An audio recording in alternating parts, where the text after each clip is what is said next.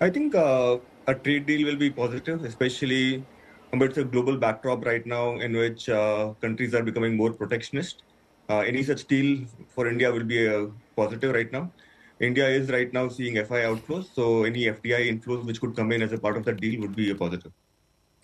Will be positive. And also, I want to talk a little bit about NTPC being in the news. I mean, NTPC could be doing whatever it's doing, but NTPC Green is really charting a course of its own.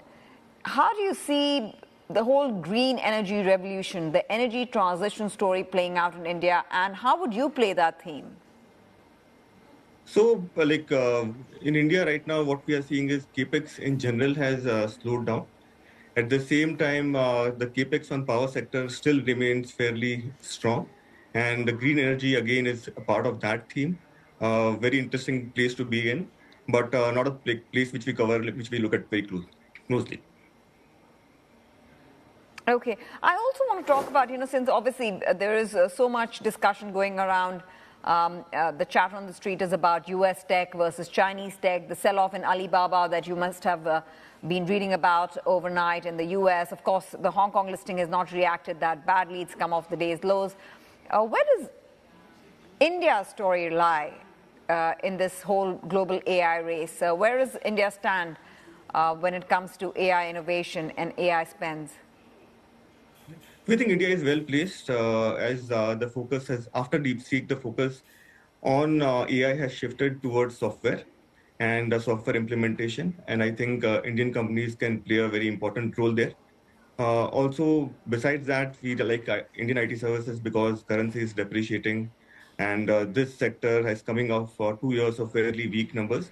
So overall, we like the IT services space, and we believe that it could be one of the potential beneficiaries of the HNAI implementation, which will accelerate going forward. Will accelerate going forward. I do want to get your thoughts, in Kunal, on what are the big sectors that you're betting on in India? What are the sectors you're overweight on versus the sectors you're underweight on?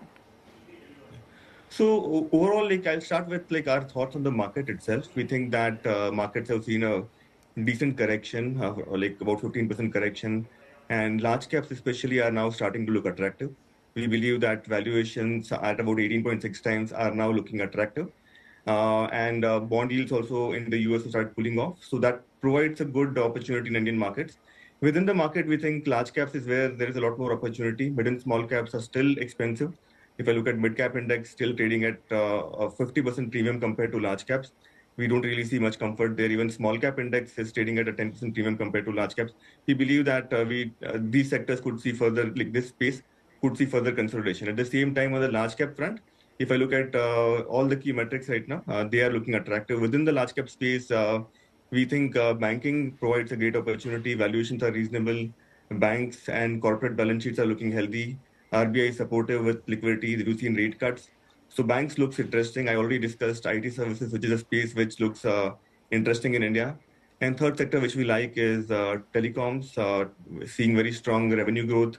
It's also seeing decline in capex. So that's again a theme which we like. And lastly, we think overall the affluent consumption basket, consumer discretionary, is the place to be in when it comes to consumption. While in case of consumer staples, we believe that it's mass consumption and there is not much in it for it in the budget, and that's something which might continue to remain under pressure.